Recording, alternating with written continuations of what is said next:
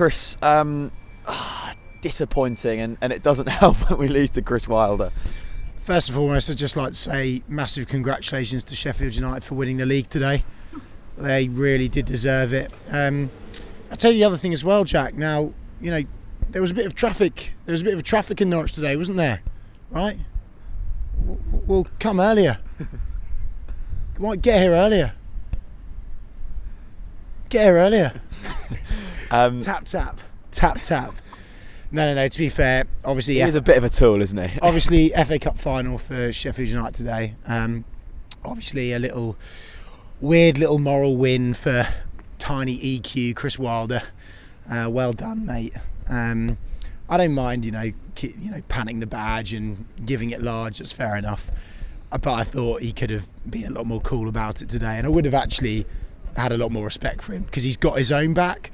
But then just be cool about it. There's no need to just act like a complete... I suppose on the other hand, we'll get on to football in a minute, but if Daniel Farke would have done that, we would have been absolutely loving it. I can understand why United fans love them. I wouldn't be. I'd be embarrassed. No, you wouldn't. I would be. I'd be genuinely embarrassed, and I absolutely stand firm by that.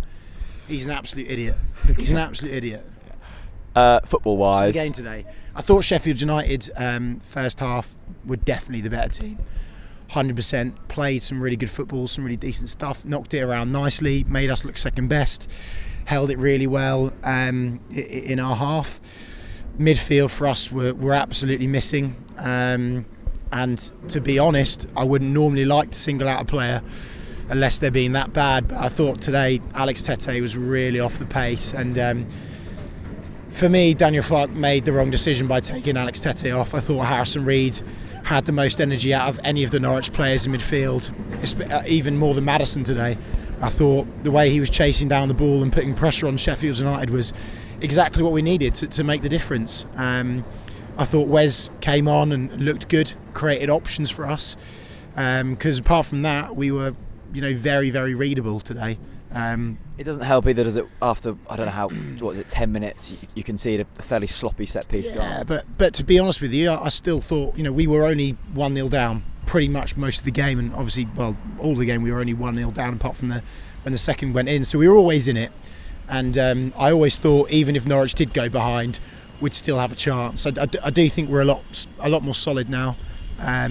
But going forwards is obviously an issue. They're going to bring a striker in. It's obvious they're going to do that. Well, we hope so. No, they're going to. They need to. They're going to. They'd be stupid not to. Even if it's a cheapie, that's fine.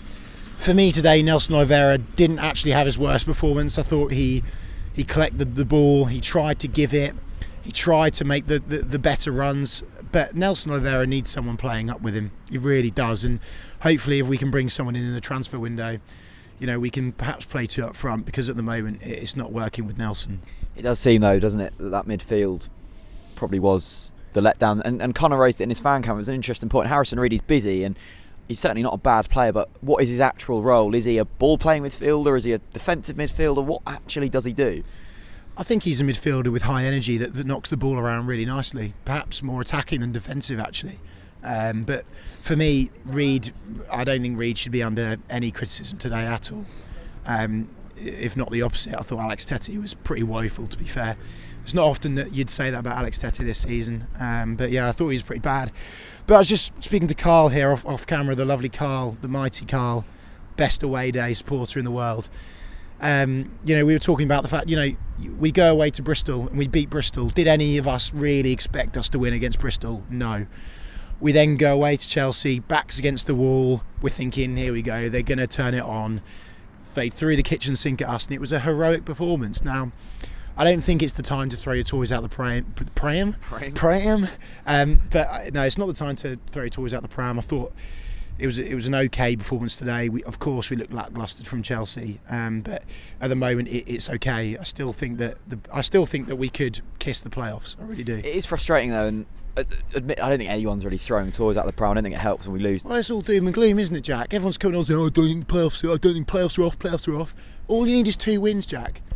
All you need is 2 wins. I know, and away performances this season have been great, and a few home performances, but there is a pattern at home where we don't look good enough going forwards, and we're not picking up points, and that hasn't changed. But we're getting points away from home. You need both, though, don't you?